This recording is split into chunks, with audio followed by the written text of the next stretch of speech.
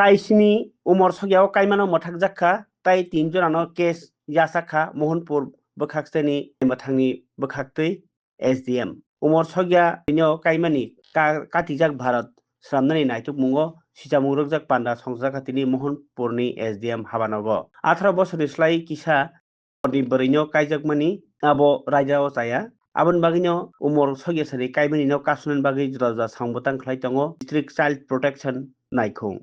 Sim Tripura no khobui Mohanpur bukhaktini alaida SDM Dhriti Shekhar Rai DCM Mohanpur Amitabh Acharya CDPO Mohanpur Hejamara bukhaktini Inspector of School Rock o sisamung pandao manjak phaikya tai umor sogyao kaijaknai kwrwi Bharat samnani bagui tamtamo samungtlangnai aborokno tui bahaino kaham hamyadi babairokno salaikha tirni o sisamung pandao মুক্ত ভারতের যে পরিকল্পনা আমাদের তো সেটার বিষয়ে আজকের আমাদের এই ওয়ার্কশপ আমরা দেখেছি বিগত মাসে আমাদের পূর্ব মোহনপুর সাব ডিভিশন এরিয়াতে বা জুরিডিকশনে আমাদের টোটাল 7টা চাইল্ড ম্যারেজের ঘটনা আমাদের নজরে এসেছে তো আমরা সবগুলিকে আমরা প্রিভেন্ট করেছি তো এই বিষয়ে গত মাসে রাঙ্গাছড়া গ্রাম পঞ্চায়েতের যে উপপ্রধান রয়েছেন উনি একটা বাল্যবিবাহ আটকাতে আমাদেরকে প্রশাসনকে যথেষ্টভাবে সাহায্য করেছেন তো ওনাকেই আজকে এই ওয়ার্কশপে ওনাকেও সম্বর্ধনা দেওয়া হলো তাছাড়া আমাদের বিভিন্ন স্কুলে যে বালিকা মঞ্চ রয়েছে সেইগুলিও যেন অ্যাক্টিভেটেড হয় মানে যদি তাদের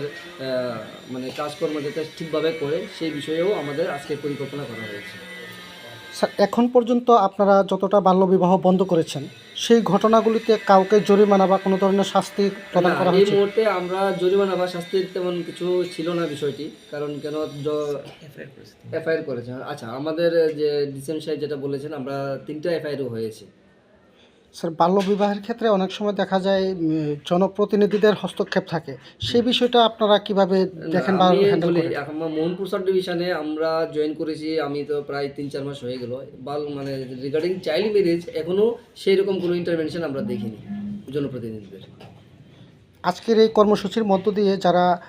বাল্যবিবাহের কারণে বিভিন্ন ধরনেরভাবে ক্ষতিগ্রস্ত হচ্ছে এই ধরনের ক্ষতির সম্মুখীন যাতে না হয়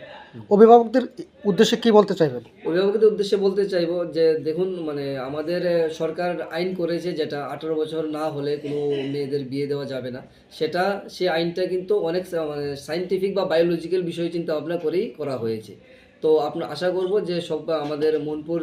সাব ডিভিশনের সকল অভিভাবকরা বিষয়টা নিয়ে সচেতন হবেন এবং তাদের মেয়ে